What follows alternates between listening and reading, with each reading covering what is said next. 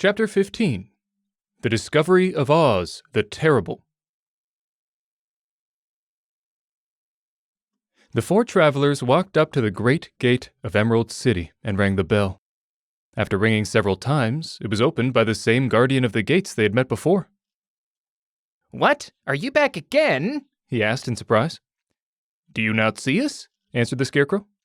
"But I thought you had gone to visit the Wicked Witch of the West." "We did visit her," said the Scarecrow. "And she let you go again?" asked the man in wonder. "She could not help it, for she is melted," explained the Scarecrow. "Melted? Well, that is good news indeed," said the man. "Who melted her?" "It was Dorothy," said the lion gravely. "Oh, good gracious!" exclaimed the man, and he bowed very low indeed before her. Then he led them into his little room and locked the spectacles from the great box on all their eyes, just as he had done before.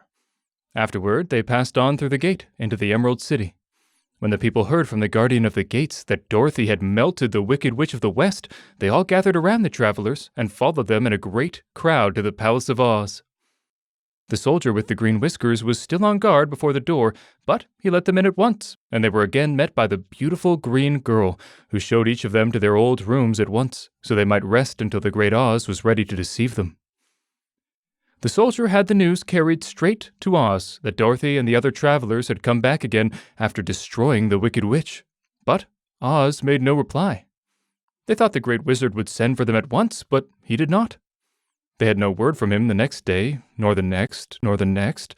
The waiting was tiresome and wearing, and at last they grew vexed that Oz should treat them in such a poor fashion after sending them to undergo hardships and slavery.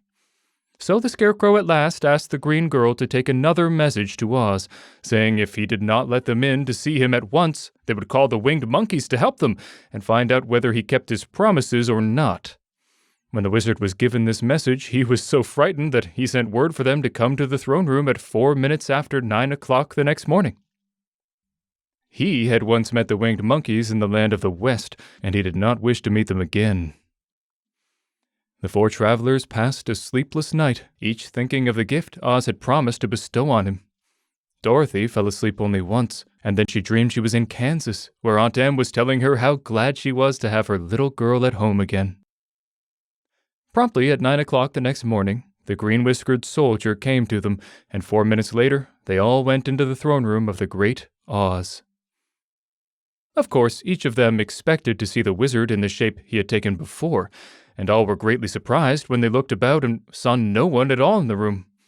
They kept close to the door and closer to one another, for the stillness of the empty room was more dreadful than any of the forms they had seen Oz take. Presently, they heard a solemn voice that seemed to come from somewhere near the top of the great dome, and it said, "I am Oz, the great and terrible. Why do you seek me?" They looked again in every part of the room, and then, seeing no one, Dorothy asked, "Where are you?" "I am everywhere," answered the voice. "But to the eyes of common mortals I am invisible. I will now seat myself upon my throne, that you may converse with me." Indeed, the voice seemed just then to come straight from the throne itself, so they walked toward it and stood in a row while Dorothy said, "We have come to claim our promise, O Oz." "What promise?" asked Oz. "You promised to send me back to Kansas when the Wicked Witch was destroyed," said the girl. "And you promised to give me brains," said the Scarecrow. "And you promised to give me a heart," said the Tin Woodman. "And you promised to give me courage," said the Cowardly Lion. "Is the Wicked Witch really destroyed?" asked the voice, and Dorothy thought it trembled a little. "Yes," she answered. "I melted her with a bucket of water." "Dear me," said the voice. "How sudden. Well, come to me tomorrow, for I must have time to think it over." "You've had plenty of time already," said the Tin Woodman angrily. "We shan't wait a day longer," said the Scarecrow. "You must keep your promises to us," exclaimed Dorothy. The lion thought it might be as well to frighten the wizard, so he gave a large, loud roar, which was so fierce and dreadful that Toto jumped away from him in alarm and tipped over the screen that stood in a corner. As it fell with a crash, they looked that way, and the next moment all of them were filled with wonder. For they saw, standing in just the spot the screen had hidden, a little old man with a bald head and a wrinkled face, who seemed to be as much surprised as they were. The Tin Woodman, raising his axe, rushed toward the little man and cried out, "Who are you?" I am Oz, the great and terrible," said the little man in a trembling voice. But don't strike me. Please don't, and I'll do anything you want me to." Our friends looked at him in surprise and dismay. "I thought Oz was a great head," said Dorothy. "And I thought Oz was a lovely lady," said the Scarecrow. "And I thought Oz was a terrible beast," said the Tin Woodman.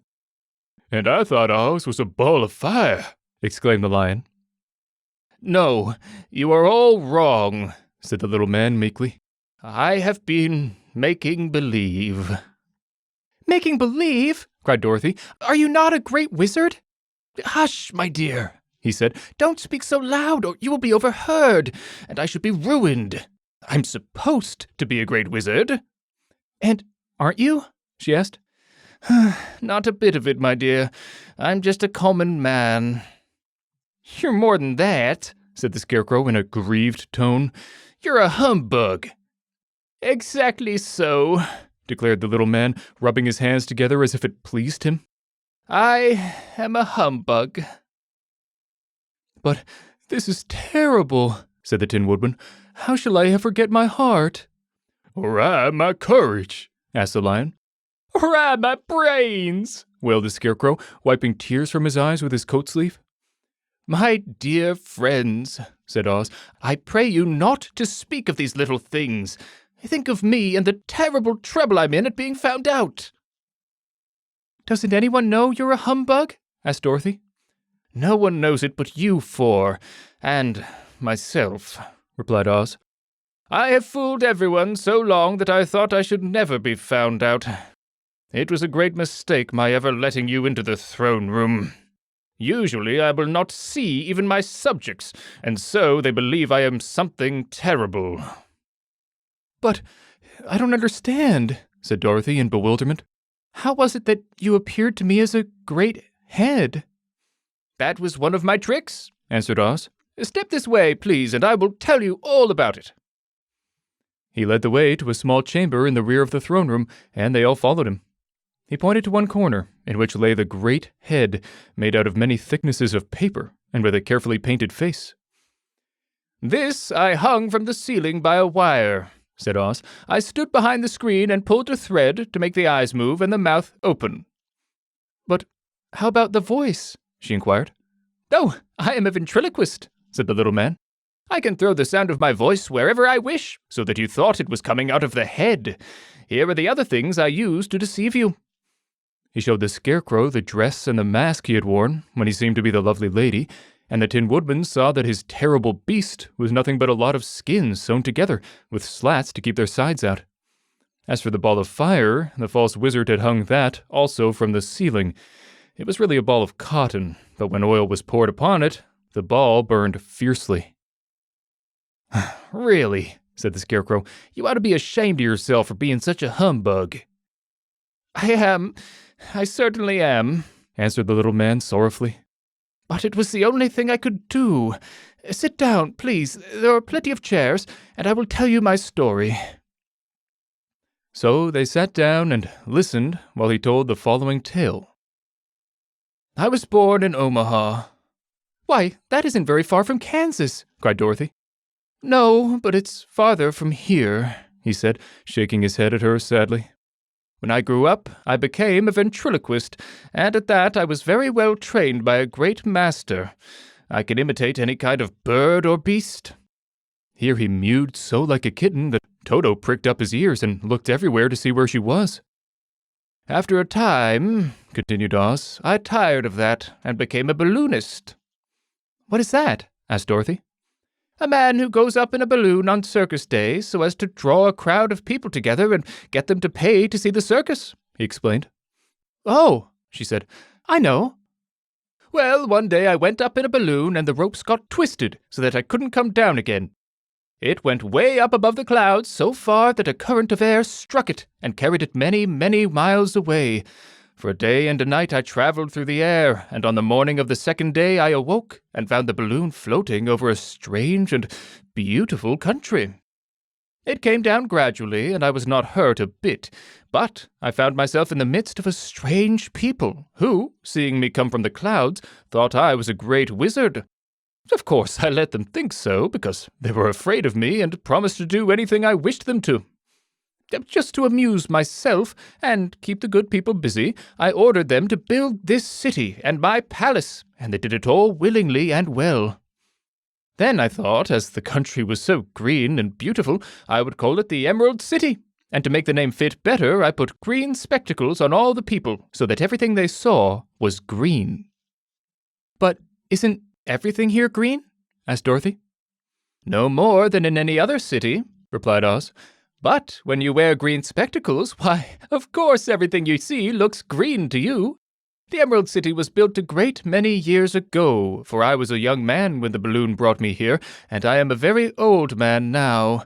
But my people have worn green glasses on their eyes so long that most of them think it really is an Emerald City, and it certainly is a beautiful place, abounding in jewels and precious metals, and every good thing that is needed to make one happy.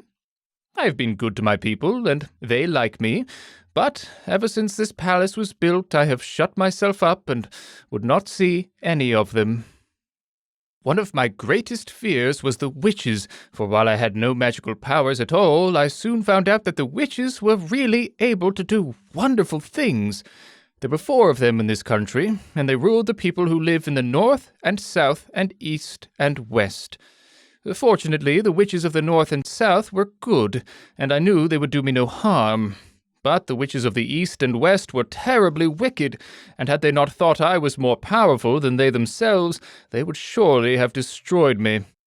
As it was, I lived in deadly fear of them for many years, so you can imagine how pleased I was when I heard your house had fallen on the wicked witch of the east.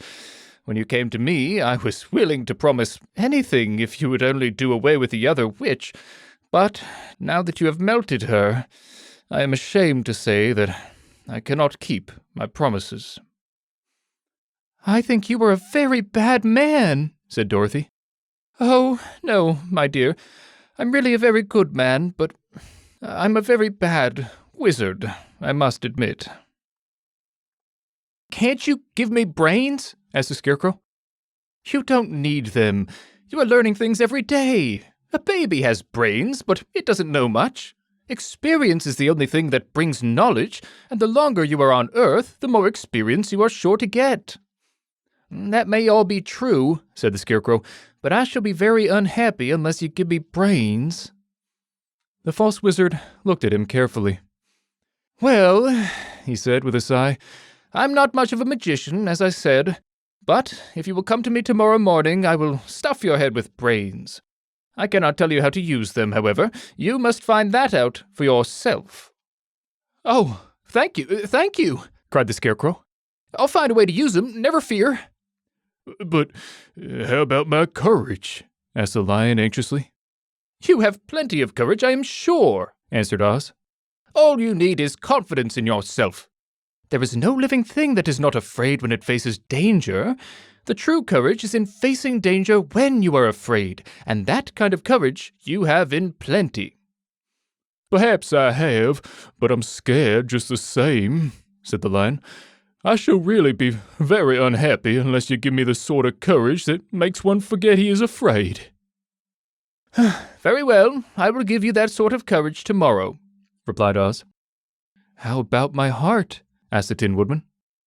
Why, as for that, answered Oz, I think you are wrong to want a heart. It makes most people unhappy. If you only knew it, you are in luck not to have a heart. That must be a matter of opinion, said the Tin Woodman. For my part, I will bear all the unhappiness without a murmur, if you will give me the heart. Very well, answered Oz meekly. Come to me tomorrow, and you shall have a heart. I have played wizard for so many years that I may as well continue the part a little longer. And now, said Dorothy, how am I to get back to Kansas?